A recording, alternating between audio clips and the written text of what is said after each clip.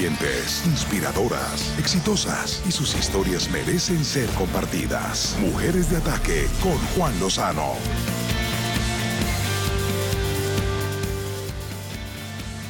Bienvenidos. A mí me da mucho gusto saludar a una de las grandes actrices colombianas de este y de muchos momentos, a pesar de su juventud. Lo que pasa es que empezó siendo casi una bebé cuando aparecía en una serie famosa que se llamaba Okidoki. De ahí una carrera en ascenso, producciones de las más importantes, con la mayor audiencia en Colombia, en la televisión, en el cine, en el teatro. Me da mucho gusto saludar a Angélica Blandón. Bienvenida, qué dicha tenerte aquí. Gracias, Juan. Yo feliz de conversar contigo, feliz de estar en este programa. Chévere hablar en un espacio dedicado a las mujeres. Es casi que un homenaje. A las mujeres de Ataque. Total, qué rico. De la Angélica Blandón que empezamos a ver de niña actuando en Okidoki, a la Angélica Blandón de hoy, que además es productora, que tiene una compañía productora. Yo creo que hay una diferencia gigantesca y es que estás escogiendo unos personajes que quieres hacer con una intencionalidad, casi diría uno al verlos en las tablas o al verlos en la televisión. Sí, de acuerdo. He crecido en la televisión, crecí en la televisión y siento que me he hecho mejor actriz, mejor mujer, mejor persona en el cine y en el teatro. Y de un tiempo para acá decidí como hacer una reflexión con mi trabajo y empecé a sentir que no solamente estos espacios de conversación permiten que contemos algo interesante, sino también desde el trabajo. La gente reflexiona cuando ve a un personaje y sienten que se están reflejando allí, ¿no? Que hay una similitud con sus vidas. Y sí, tomé esa decisión en mi carrera y creo que me hace más feliz, digamos. Y eso se nota y salta a la vista. ¿Qué personajes escoges? ¿Cuál es el criterio para que un personaje te dé esas dos condiciones que me acabas de mencionar? Uno, que te ayude a ser mejor persona, por una parte, pero dos, que genere una reacción en la audiencia. Mira, yo hace rato empecé a sentir que la televisión nacional ponía a las mujeres de adorno en las historias. Como que las historias particularmente, y en la mayoría, no hay que generalizar, eran contadas desde los hombres y las mujeres estamos todavía en muchas historias para acompañar esas historias. La fuerza dramática estaba en el hombre. En el hombre. A no nosotras, en la mujer. claro, nuestros dramas entonces solo parten de la ausencia o la carencia de ese hombre. Y resulta que no, que nosotras tenemos un montón de cosas que nos pasan. Hace poco tuve la oportunidad de hacer una serie regional que se llama Las Ausentes. Las Ausentes. Las Ausentes. Eso es Telecafé. Eso es Telecafé, es una apuesta, es la primera miniserie que hacen de 13 capítulos. Es una serie donde la protagonista es mujer, donde las historias se complementan con casos que están inspirados en la vida real. Pero ¿A qué se refieren Las Ausentes? Las Ausentes es un fenómeno que se da sobre todo en el eje cafetero, que le llaman a los huérfanos de padres vivos. Huérfanos de padres vivos. Y son estos hijos... Niños que dejan abandonados. Pues no propiamente abandonados, Juan, porque los dejan a la suerte de la abuela, los cría la tía, los cría la vecina, y se van estas madres, o padres en general, se van a buscar un mejor futuro a Estados Unidos, a España, pero ese mejor futuro... Muchas veces en medio de tragedias o delitos, muchas veces incluso en la cadena criminal de narcotráfico. O huyendo de la violencia en sus casas, ¿no? De sus parejas, del hambre, de la necesidad de no terminar el colegio, la universidad, creen que van a hacer unos dólares, pero también se convierte en un trabajo que no termina. Y muchas veces, Angélica, producto de embarazos adolescentes, de embarazos no deseados, que las sacan primero del sistema escolar y luego del mercado laboral. De acuerdo. ¿Y cómo opera desde la serie el fenómeno de la ausencia? digamos, la sustitución Pues, de la madre? Esta es una historia de una periodista que se va de Manizales, se viene a la capital, se viene a Bogotá a estudiar periodismo y su jefe le plantea un día ir a contar, a contar unas historias de unos chicos que tienen este fenómeno, ¿no? Que son huérfanos de padres vivos. Y a medida que va investigando, a medida que va indagando en la vida de estos personajes, se va dando cuenta que su vida es muy parecida a la de ellos y que por eso dejó Manizales y que por eso siente tanto dolor al caminar esas calles, porque ella también es una huérfana. Hablemos de Lluvia. ¿Cómo va? ¿Está lista? Yo creo que está casi lista, yo también quiero compartirla. Ese es otro fenómeno, porque te acuerdas que te contaba que esa es la historia de una mujer que se va de su pueblo después de ser víctima de la violencia. Le han asesinado a sus padres, se le llevaron a su hermana y ella queda sola y se va, es una desplazada de la violencia. Y ese es otro papel que escogiste deliberadamente para que la fuerza dramática estuviera que me en llegó. el personaje femenino Sí. a través de la historia de esta mujer. Sí, es lindo. Esa es le cuenta un niño, la historia es contada a través de los ojos de un niño de 12 años y el personaje que yo interpreto. Sí, ese fue un regalo de la vida, porque es que además que me den personajes como de mujer rural es muy difícil acá en Colombia, porque la gente no, pues le cuesta mucho creer que puedo llegar a ser campesina. Y sí, en mi tierra de donde yo soy, mucha gente es así, ¿no? ¿Tu tierra? Antioquia. Antioqueña, sí, tu tierra paisa. Y de hecho tienen los ojos más claros y todo. ¿Y cuál es la última, Angélica? La última película fue una que rodé en Tijuana y también es la historia de una mujer que se sobrepone a la violencia de su marido. Se va de Colombia, se enamora de un mexicano y el marido la maltrata. Y el marido es la un maltrata. canalla, es un perverso. Sí. Y ella, buscando el amor, encuentra a este canalla, pero se sobrepone. No, termina sola, termina feliz, termina ella reconfortándose ella misma, ¿no? ¿Qué decirles hoy, Angélica, a todas esas niñas que un día sueñan con llegar a la actuación, a todas esas mujeres que tal vez no han dado el paso para ser felices si tienen una vocación en este campo, para que sigan un ejemplo como el tuyo? Uy, qué difícil. Yo creo que, mira, yo decidí ser actriz, creo que por una pasión que estaba dentro de mí. Ahora, lo que me mueve todos los días es como sentir que lo que estoy haciendo vale la pena. No solo para los demás, sino para mí. Sentirme orgullosa de lo que tengo para decir y creo que empecé a replantear mi carrera en el momento en que la gente se me acercaba y las mujeres se me acercan y me dicen, yo me siento identificada, yo quiero cambiar mi manera de pensar después de lo que usted dijo, después de lo que usted hizo. Cuando tu personaje logra ese efecto, De acuerdo. la misión De acuerdo. empieza a cumplirse. Sí, sí, yo lo que creo que uno tiene que, para ser feliz, yo creo que lo que hay que hacer es lo que a uno le gusta.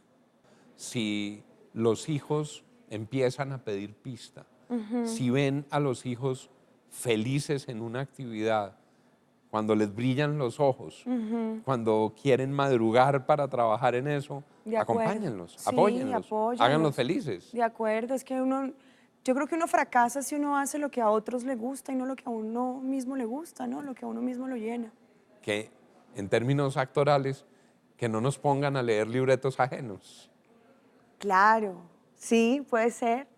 Bueno, a menos de que estés leyendo Shakespeare, ¿no? A menos de que estés leyendo Chekhov o Tennessee incluso Williams, Tennessee Williams. después del éxito que Claro. tuvieron en la última temporada del Teatro Colón. Exacto. Angélica, siempre es una dicha tenerte con nosotros en estos programas y que vuelvas aquí, a tu casa, en RCN y en NTN.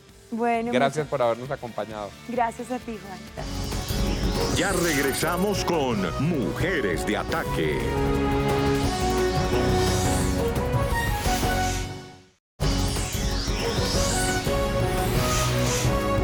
Continuamos con Mujeres de Ataque. ¿Cuál es el sentido? ¿Cuál es el propósito? ¿Cuál es el alcance? ¿Cuáles deben ser las dimensiones de la educación en nuestra América, en nuestro hemisferio, en nuestros países?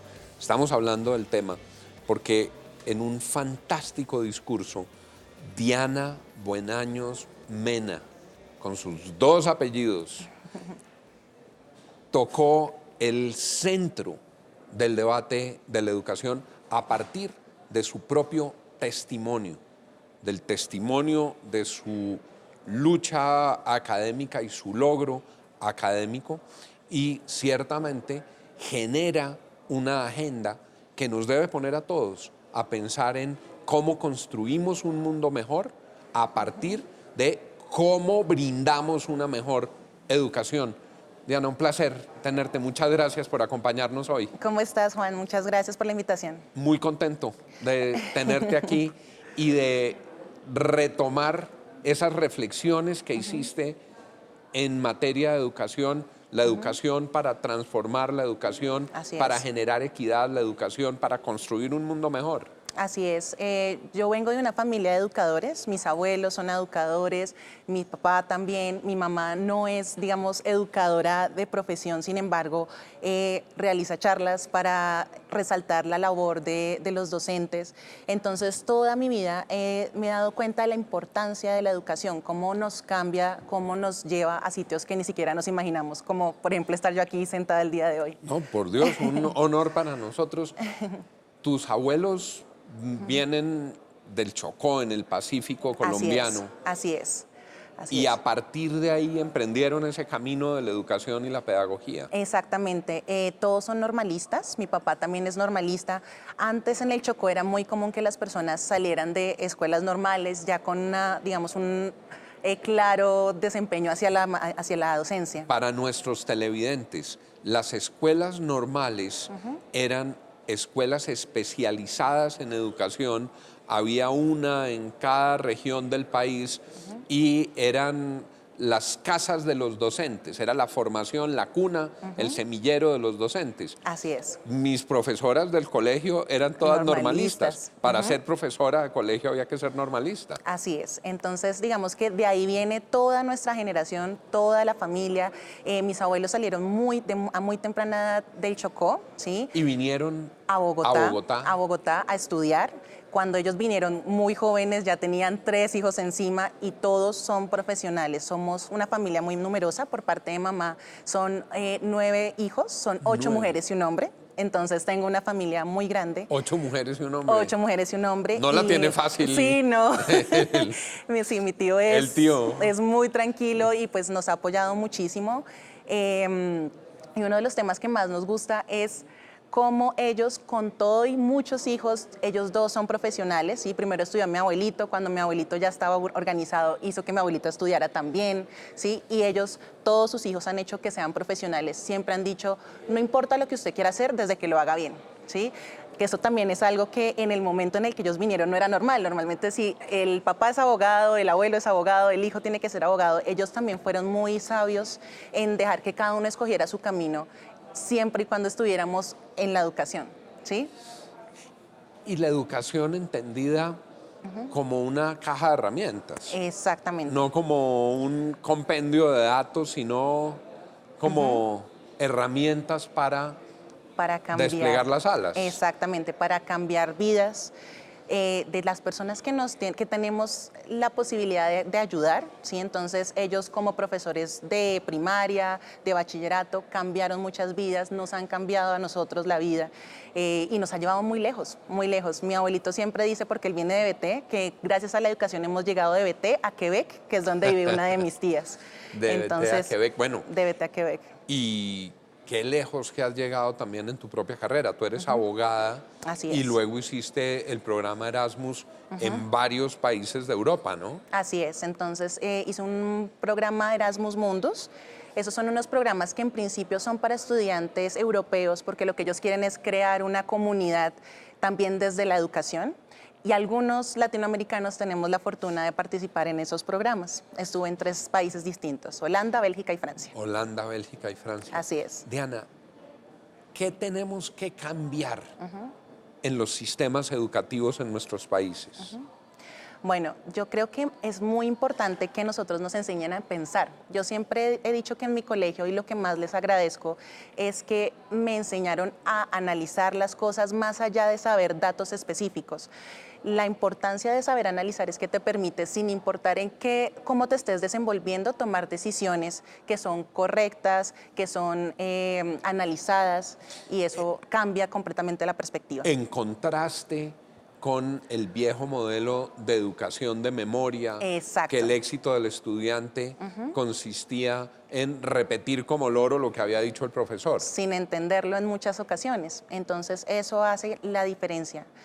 ¿Y cómo se genera, cómo se construye un sistema educativo que provoque la reflexión, que provoque el pensamiento, que provoque el análisis? ¿Qué tendríamos que hacer ahí? Es muy importante un ejercicio de autocrítica, ¿sí? Dejar que las personas descubran por sí mismas el valor de las cosas, ¿sí?